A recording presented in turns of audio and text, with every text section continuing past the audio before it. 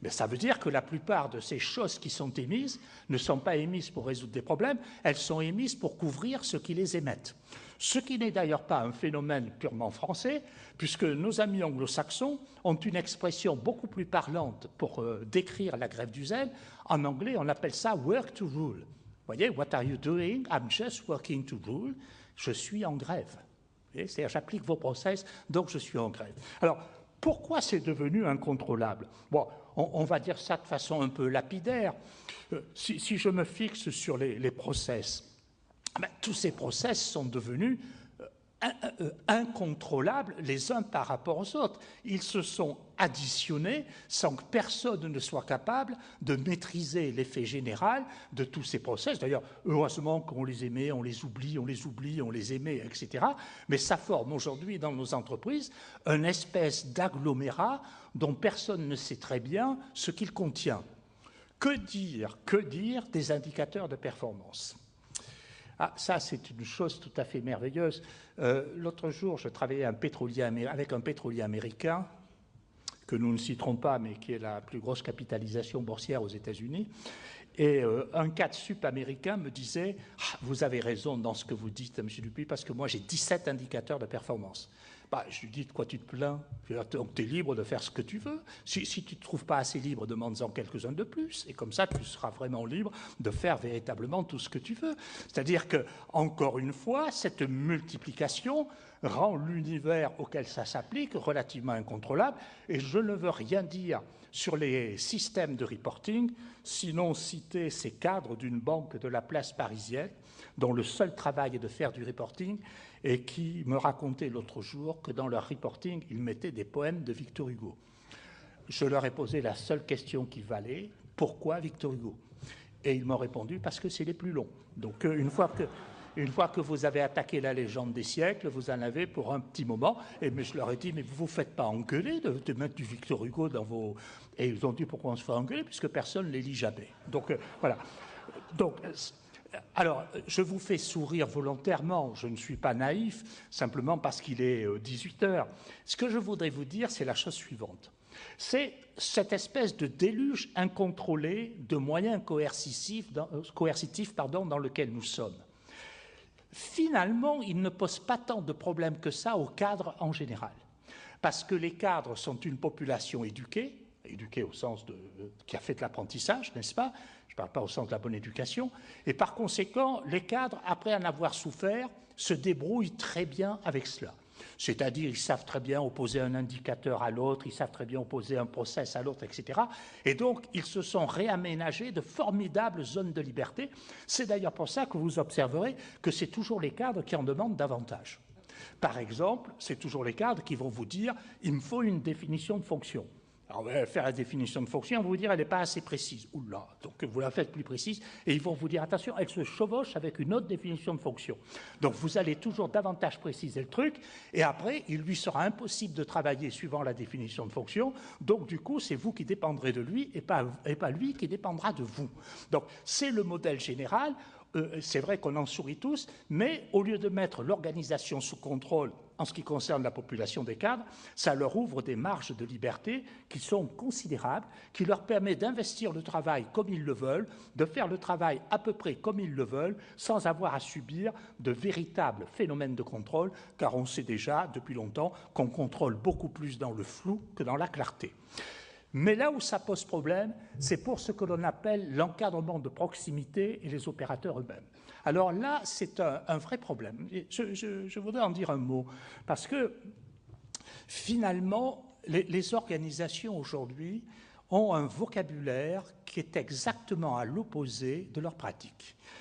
Et aujourd'hui, la logorrhée managériale a une fonction de compensation des pratiques managériales. Vous voyez, par exemple, au moment où on développe tous les modes coercitifs, qui sont des modes de non-confiance, on dit qu'il faut mettre l'homme au centre.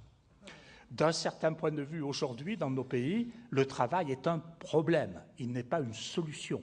Et plus il devient un problème, plus on cherche à s'en débarrasser, plus on dit l'homme est la seule valeur.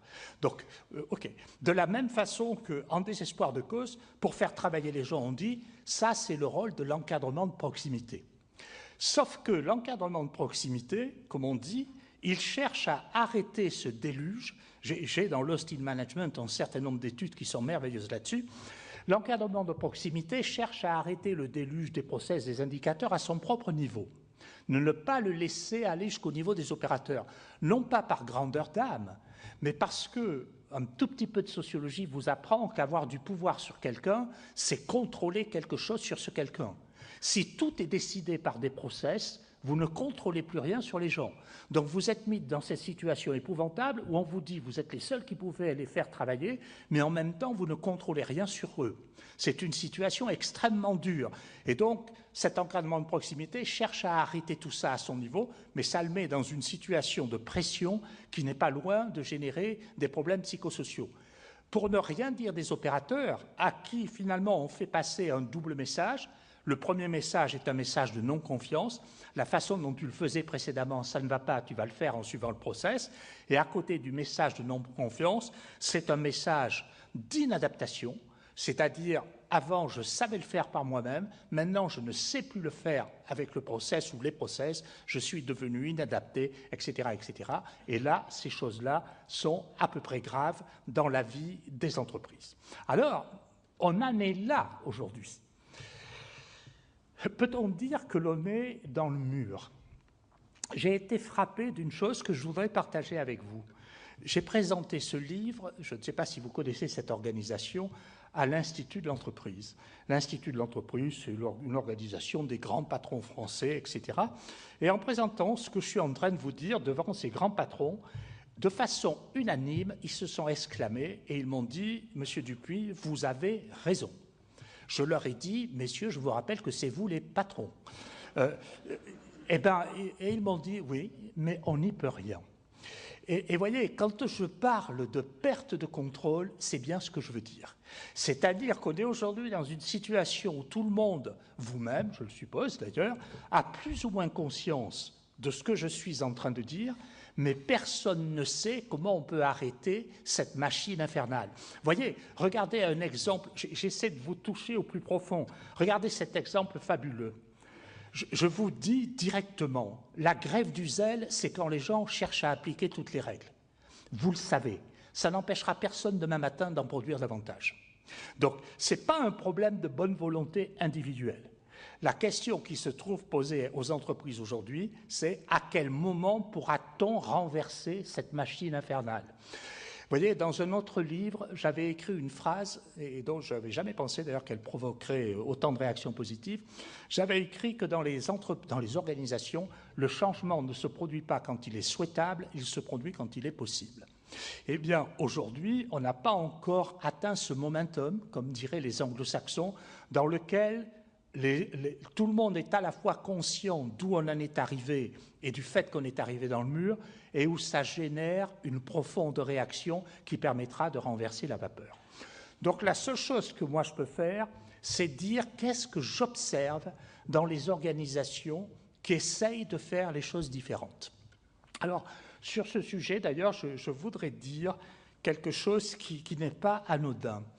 Quand je regarde les entreprises qui essayent d'obtenir le travail d'une façon différente, je les trouve principalement aux États-Unis. D'ailleurs, vous voyez, tout le monde se tourne vers les pays émergents parce que c'est les marchés du futur, mais en matière d'innovation organisationnelle, c'est plutôt vers les États-Unis qu'il faudrait se tourner. Alors, qu'est-ce que l'on voit apparaître comme notion? Il y en a deux qui sont essentielles, sur lesquelles je voudrais m'arrêter un instant. Le premier, c'est le retour de la notion de confiance au travail, et le deuxième, c'est la notion de communauté d'intérêt. Alors, disons un mot du problème de la confiance. C'est très difficile en France de parler de la confiance. Comme l'avait très bien décrit en son temps Alain Peyrefitte, la société française est une société de non-confiance, par opposition, par exemple, à la société américaine. Vous voyez, si vous vouliez en avoir une illustration pratique, je ne sais pas s'il y en a parmi vous, je le suppose d'ailleurs, qui connaissent les États-Unis, mais voyez, moi, dans les 5 ans où j'ai vécu aux États-Unis, j'ai toujours été émerveillé que lorsque deux rues se croisent, il y ait 4 stops. Et alors, ça surprend le français de base que je suis, mais simplement, le principe, c'est tout le monde s'arrête, c'est le premier arrivé qui passe, le deuxième arrivé qui passe, essayez de faire ça au coin de la rue. Vous verrez ce qui se passera, c'est-à-dire la confiance dans le fait que les acteurs vont faire ce qui est prévu est forte aux États-Unis et relativement faible en France. Donc, la notion de confiance est une notion dans la société française qui devient rapidement une naïveté. C'est-à-dire, quand quelqu'un vous dit « fais-moi confiance », vous vous demandez tout de suite ce qu'il vous cache, principalement. Donc, il faut effectivement se poser la question, qu'est-ce qui rend la confiance possible? Ce qui rend la confiance possible, c'est l'éthique.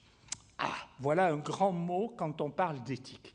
Oui, mais c'est quoi l'éthique? Eh bien, l'éthique, ça n'est pas l'honnêteté, contrairement à ce que croient les entreprises rapidement, qui manient le vocabulaire à la volée, si on peut s'exprimer ainsi. Ce que l'on appelle l'éthique, la définition qu'en donnent les philosophes, puisqu'il faut se tourner vers les philosophes pour en trouver la définition, c'est l'acceptation de la réduction de l'incertitude de son comportement. Voilà qui est compliqué à dire. Qu'est-ce que ça veut dire accepter de réduire l'incertitude de son comportement?